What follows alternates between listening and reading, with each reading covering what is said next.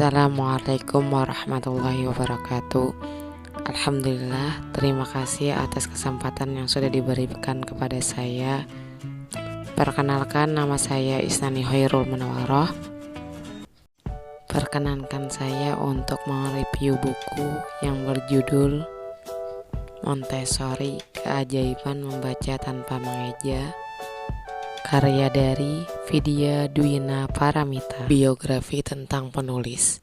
Vidya Dwina Paramita adalah seorang Montessorian dan praktisi pendidikan anak usia dini. Pada tahun 2017, penerbit Bentang Pustaka menerbitkan buku pertamanya yang berjudul Jatuh Hati pada Montessori. Buku tersebut menjadi bestseller dan telah menembus cetak ke-7 pada Agustus 2019. Di mana Vidya mendirikan Filosofi Montessori Indonesia.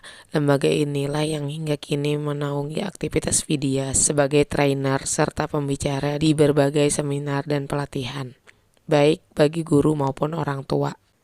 Beliau juga merupakan pendiri Sekolah Montessori Rumah Krucil, sebuah sekolah untuk anak usia dini di daerah Bekasi, Jawa Barat, di mana buku tersebut memiliki 10 bab pembahasan. Pada bab 1, membahas tentang pada mulanya. Bab 2, tantangan pengajaran baca tulis saat ini. Bab 3, mengapa kemampuan baca tulis anak usia dini menjadi primadona. Bab keempat, persepsi dan definisi belajar. Bab kelima, tentang membaca. Bab keenam, tentang tahapan belajar membaca. Bab ketujuh, tahap teknis membaca. Bab ke-8 tentang benang merah 5 area Montessori. Bab 9 tanya jawab. Dan bab yang terakhir, bab 10 testimoni orang tua dan guru. Pada bab pertama, pada mulanya, dalam metode Montessori, anak dikategorikan telah mampu membaca adalah anak yang mampu mengorelasikan rangkaian huruf yang ia baca dengan maknanya. Jika tidak, ia baru sampai pada tahap menyembunyikan huruf. Apa yang membuat anak kesulitan memahami bacaan dan hanya berhenti pada menyembunyikan huruf? Ada beberapa penyebabnya. Yang pertama, kurangnya perhatian kita pada kegiatan-kegiatan dalam tahap membaca. Penyebab yang kedua adalah keinginan orang tua ataupun guru agar anak dapat segera bisa membaca.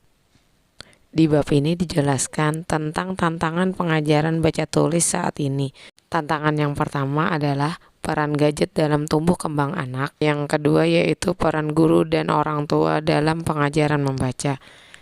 Jika dikaitkan dengan kondisi saat ini, ketika anak-anak tumbuh pada era teknologi, tentu hal tersebut akan berpengaruh pada tumbuh kembang anak dan kemampuan pada aspek akademisnya. Tercapainya kemampuan akademis anak seperti membaca, menulis, dan berhitung merupakan buah dari terstimulasinya seluruh indera dan aspek motorik. Mengapa kemampuan baca tulis anak usia dini menjadi primadona? Di sini dijelaskan mengapa semua orang tua merasakan kemampuan membaca dan menulis, karena ada beberapa hal yang mempengaruhinya. Yang pertama, karena kemampuan akademis adalah kemampuan yang terukur. Yang kedua yaitu orang tua mulai resah ketika mulai membanding-bandingkan kemampuan anaknya dengan orang lain. Kita bisa lihat bahwa anak yang sejak dini dibangun rasa gembira saat belajar akan menjadi anak yang riang ketika melakukan hal yang ia gemari. Teman-teman, guru dan para orang tua, percayalah, ketika kita berusaha keras memastikan suasana belajar menyenangkan, disitulah kita sedang berinvestasi. Kita akan menuai hasil yang sangat memudahkan dan membuat kita terhindar dari stres. Kita tak perlu stres menyuruh anak belajar karena mereka akan melakukannya dengan senang hati dan gembira. Dalam metode Montessori, seorang anak dianggap telah dapat membaca ketika ia dapat mengorelasikan rangkaian huruf yang ia baca dengan maknanya. Peristiwa tersebut menunjukkan bahwa penting sekali memastikan anak memahami yang ia baca, bukan sekedar membunyikan huruf saja. Karenanya, seorang anak dianggap sudah bisa membaca ketika ia dapat mengorelasikan kata yang ia baca dengan maknanya, bukan sekedar bisa menyembunyikan huruf. Waktu yang tepat mengajari anak membaca. Menurut Montessori, terdapat 2 tahap dalam pengajaran membaca. Tahap yang pertama adalah tahap pramembaca dan yang kedua adalah tahap teknis membaca. Tahap pramembaca. Dalam berkomunikasi, paling tidak kita memerlukan beberapa kemampuan, yaitu yang pertama, kemampuan mendengar. Yang kedua yaitu kemampuan mendengarkan atau menyimak. Yang ketiga, kemampuan menceritakan kembali. Yang keempat, kemampuan menambah opini. Yang kelima, kemampuan menyampaikan opini. Yang keenam, kemampuan mempertahankan dan menyanggah opini. Dan yang terakhir yaitu kemampuan menciptakan kembali. Seakan menyederhanakan atau menyepelekan kemampuan berkomunikasi yang lain dengan hanya fokus pada kemampuan membaca dan menulis.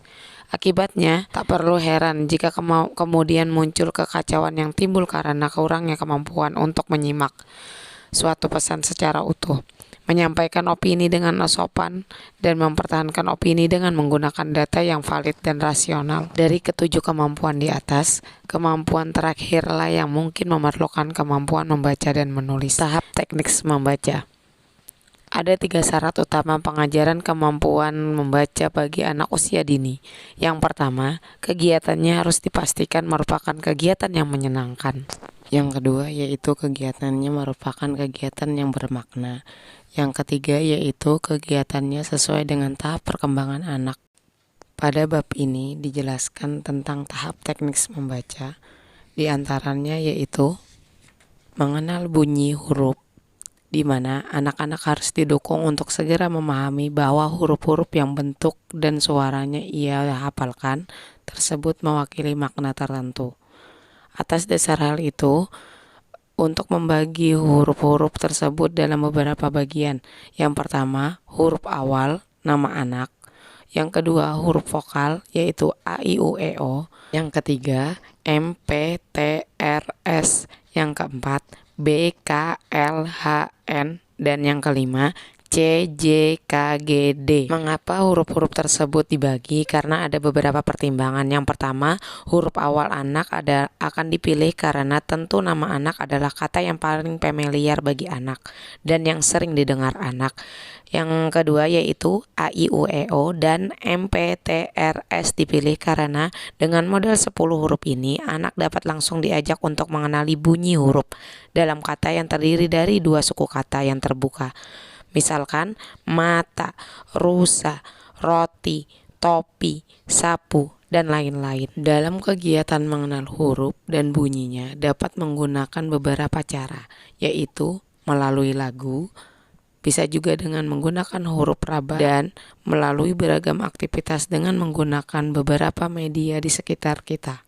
Yang kedua yaitu konsep bunyi huruf awal dan akhir. Mengenal konsep huruf awal dan akhir dapat dilakukan minimal ketika anak sudah mengenal beberapa bunyi huruf. Kegiatan ini dilakukan agar anak bisa mengorelasikan bentuk huruf, bunyi huruf, dan benda yang mewakilinya. Hal ini untuk menjaga agar proses belajar membaca tetap menjadi proses belajar yang logis bagi anak. Teknis yang selanjutnya yaitu berlatih membaca dengan kotak baca. Dan yang selanjutnya berlatih membaca dengan daftar kata.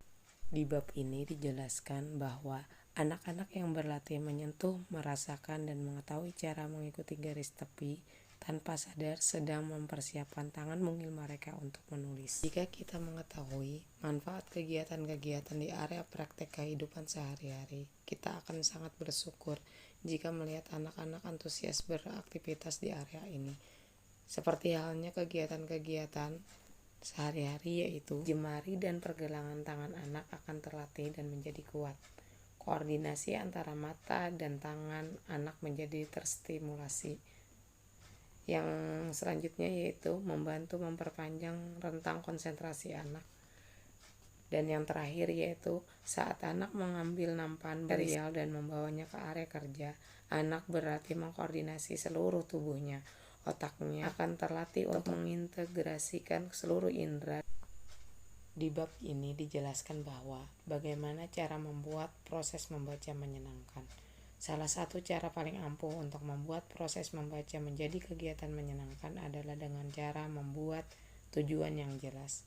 Jika tujuan kita mengajarkan membaca sekedar agar anak dapat segera membaca, kita akan frustasi saat anak menemui kesulitan dalam prosesnya.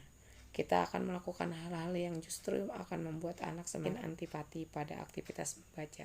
Jika itu menjadi tujuan kita, otomatis kita akan sekuat tenaga berusaha menjaga agar proses belajar membaca menjadi proses yang menyenangkan. Pada bab ini dijelaskan bahwa peran orang tua dan guru sangatlah penting. Ada beberapa testimoni dari orang tua dan guru, salah satunya yaitu metode ini sangat baik diterapkan karena tahapannya yang sesuai dengan perkembangan anak dan dengan cara yang seperti bermain. Pertanyaan yang kerap didengar, terutama jika anak kita berusia 5 tahun sampai sekarang, kemampuan baca tulis menjadi primadona. Seringkali anak dianggap pintar secara akademis karena sudah bisa membaca. Padahal kita semua tahu di dalam kehidupan nyata dibutuhkan lebih dari kemampuan akademis. Akibatnya tidak jarang kita terjebak memilih cara instan yang justru mengabaikan esensi dari membaca. Mungkin anak cepat bisa membaca, tetapi apakah mereka memahami kalimat yang dibacanya?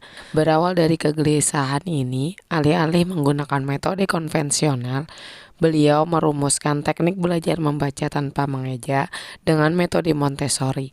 Anak tidak mengenal suku kata tanpa makna, tetapi teknik fonik atau mengenal bunyi huruf, bukan nama huruf. Di mana beliau selama 12 tahun mendampingi anak usia dini. Metode ini dirasa lebih efektif dan minim stres. Selain itu, yang paling penting, anak bisa memahami makna kata atau kalimat yang dibacanya, serta mengorelasikannya dengan objek atau pengalamannya. Demikian tadi hasil review buku tentang keajaiban membaca tanpa mengeja. Semoga bermanfaat bagi guru, orang tua, serta yang menyaksikan video ini. Dan saya akhiri, wassalamualaikum warahmatullahi wabarakatuh.